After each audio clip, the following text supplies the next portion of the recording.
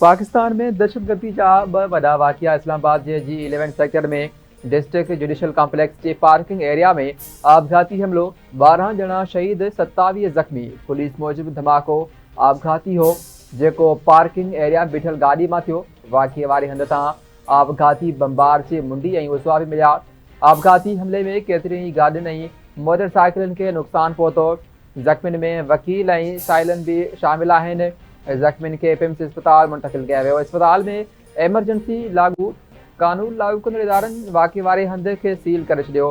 Police ज़रियनि जो चवणु आहे त धमाके में भारतीय स्पॉन्सर्ड ऐं अफ़गान तालिबान जी प्रॉक्सी फितनल ख़्वारिज मुलविस आहे। इस्लामाबाद में आपघाती धमाको खां पोइ घरू वज़ीर Mohsin Naqvi district judicial complex वटि वाक़िए वारे हंधि पहुतो। IG इस्लामाबाद पुलिस खां ब्रीफिंग वरिती। मोहसिन नक़वी जो चवणु आहे त आपघाती बम्बार हिते अची बीठो रहियो। पहिरियां आपघाती बम्बार अंदरि वञी धमाके जी कोशिशि करे रहियो हो। बम्बार खे रस्तो न मिलियो त ॿाहिरि हमिलो कयो। पहिरीं तरजीह में आपघाती बम्बार सुञाणप कंदासीं। इस्लामाबाद हमले में मुलविस किरदारनि खे साम्हूं आणींदासीं। जल्द सबूत साम्हूं आंदा वेंदा। जेको मुलविस हूंदो ॿिए मुल्क मां बि को हुयो त कंहिंखे बि माफ़ न कंदासीं। काल्ह वाना में गाॾी सवार आपघाती बम्बार कैडेट कॉलेज जे एंट्री पॉइंट धमाको कयो। वाना अटैक में अफ़गानिस्तान मुलविस आहे। कम्युनिकेशन थींदी रही। अंदाज़ो आहे त अफ़गानिस्तान छा करे रहियो आहे। दहशतगर्दनि खे न रोकियो त असां बंदोबस्तु कंदासीं। सदर आसिफ ज़रदारी ऐं वज़ीर आज़म शहबाज शरीफ पारां इस्लामाबाद में डिस्ट्रिक्ट जुडिशल कॉम्प्लेक्स वेझो आपघाती हमले जी मुस्तमत। जानी ज़ाया थियण ते अफ़सोस जो इज़हार। ज़ख़्मियुनि जी जल्द सिहतयाबी लाइ दुआ ऐं तकिड़े इलाज जी हिदायत। सदर आसिफ ज़रदारी जो चवणु आहे त दहशतगर्द अंसरनि पाकिस्तान जे अमन ऐं इस्तेहकाम जा दुश्मन आहिनि। वतन अज़ीज़ मां परॾेही पुठिपराई में सरगर्म दहशतगर्दनि जो मुकमल ख़ात्मो करणु ज़रूरी आहे।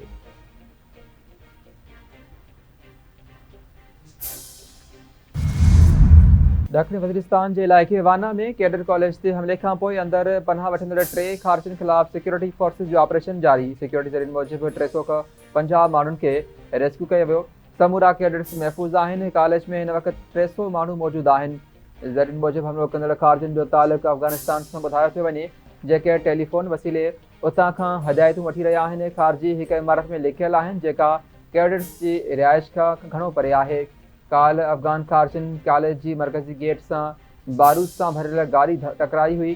धमाके सबबि कॉलेज जी मुख्य गेट किरी पई ऐं भरपासे जी इमारतुनि खे बि नुक़सानु पहुतो हो।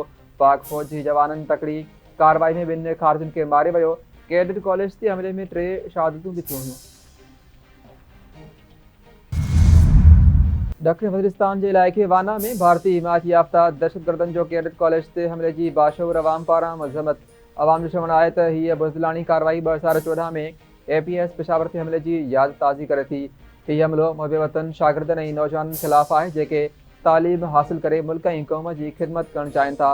दहशतगर्द चाहिनि था तालीम ऐं तरक़ी जे रस्ते ते ख़ौफ़ ऐं दहशत जी फ़िज़ा क़ाइमु कई वञे, पर क़ौम मुतहद थी हर हमले जो भरपूर जवाबु ॾींदी। पाक फ़ौज ऐं सिक्योरिटी फोर्सिस जी बहादुरी ऐं फौरी कार्रवाई फ़ख्र जी ॻाल्हि आहे जंहिं दहशतगर्दनि जा इरादा नाकाम बणाया।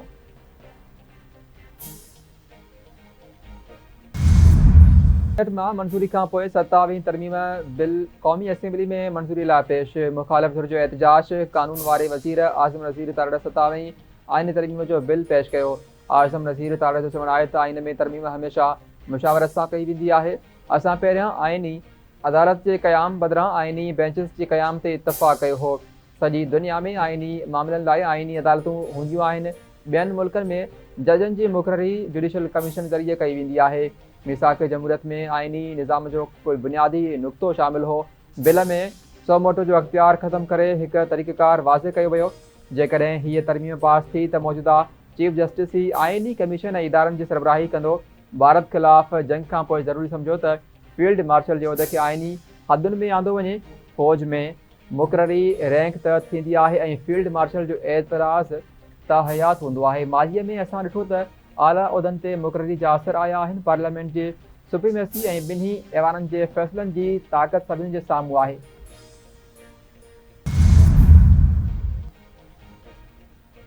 असां 27वीं तरमीम खे नथा मञूं। आइन मुक़दस ज़िम्मेवारी आहे। अॼु असां बेईमानी कई वई आहे। असां सम्झूं था त जेका तरमीम ईंदी उन सां अदलिया मज़बूत थींदी।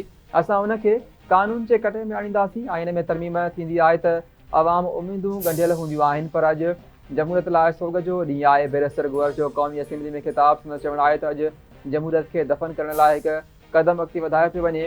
हिन तरमीम बाद जमहूरियत रुॻो नाले जी रहिजी वेंदी। 26वीं तरमीम जे रहिजी वियल एजेंडा हाणे आंदी वई आहे। ताक़त जे सिर ते क़ाइमु इमारतुनि खे अवाम पंहिंजे मथां बार सम्झनि था। हिकु एटमी मुल्क जो सरबराह ॿाहिरि वेही आइनी तरमीम मंज़ूर कराए रहियो आहे। असां हिन खे बाकू तरमीम चऊं था। कानून जे साम्हूं जवाबदार थियण ई कानून जी बालादस्ती आहे।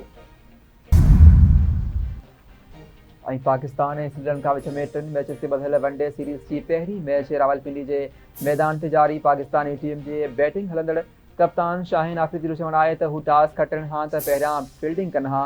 इन सीरीज़ में बि गुज़िरियल सीरीज़ वांगुरु सुठी परफॉर्मेंस ॾेखारण जी कोशिशि कंदासीं। ॿी टीमूं कामयाबी लाइ पुरज़म आहिनि।